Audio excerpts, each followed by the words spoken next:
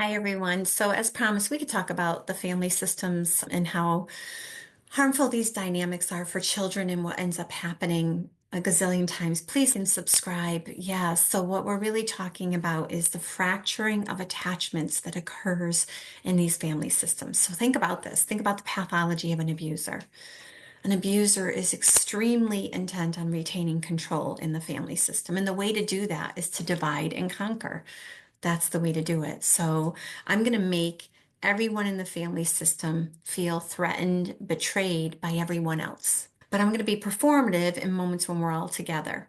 And so, what abusers will often do is say things like, "Oh, we have such a loving family," or "You should love your brother. You should go out of your way for your brother." They will do all the things that we would expect a healthy parent to do. They will do them, but then covertly, really insidiously, under the radar, they are going to do things that make a child feel like they're not as valuable. If I don't feel valued, if I don't feel like I'm important in this family system, then what's going to happen? I'm going to probably not feel valuable myself. And if that's the case, I'm going to actually be more readily oppressed. The coercive controller can more readily oppress me because I'm not actually having agency. So without value, I can't have agency. If I'm not important, how do I voice my opinion? It's really important to teach our children what agency is, to teach them what boundaries are, to teach them that they are extremely valuable no matter how anyone treats them. And I would go back to this idea of scapegoating. There are children, the adult victim was scapegoated. And then we wonder why children align with abusers. Would you want to be scapegoated in your family system if you saw that it was happening already with an adult victim? No way. You would not want that. You would be petrified of that, right? And so children figure out, how do I stay safest? It's not actual safety, but how do I stay safest in a situation where there's someone with so much power? Oh, I know what I do. I align with the abuser. That's what I do. If I do what the abuser says, the abuser's not going to treat me like they treat the scapegoated parent, and I won't be scapegoated. But the moment I violate the abuser, I get a taste of that. I get an idea of what that scapegoating feels like, and I'm petrified. So it's probably better to just align. That's why I said to this mom that I was speaking with the other day about her child who really is feeling like the lost child, like totally diminished in the family system. But something happens when his older sibling goes off to college. All of a sudden, he's elevated, like he's given importance, right, as the golden child.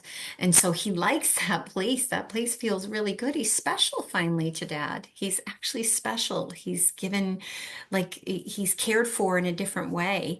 And even though it's not authentic, it sure does feel good.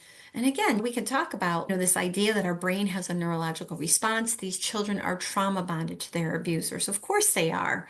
Just like you were trauma bonded to your abuser, it's the same exact thing. Of course they are. So how can we help them? As I said to this mom, here it is summer vacation, and now is when this child is getting treated badly is your opportunity to create clarity. I'm really sorry that's happening. I can see that things change a little bit when your older sister, I'll call her Christine, when Christine comes home, I can see things change a little bit. What happens? What do you think is happening? Like really creating a conversation around what might be shifting. Maybe this child says, "Oh, dad gives Christine more attention than me. And dad doesn't seem as interested in me. Oh my gosh, that must really hurt. Why do you think dad does that?" I think because Christine's his favorite. I think because maybe he loves Christine more than me. I'm not sure this is even a conversation about love, sweetheart, because people who love one another love each other unconditionally.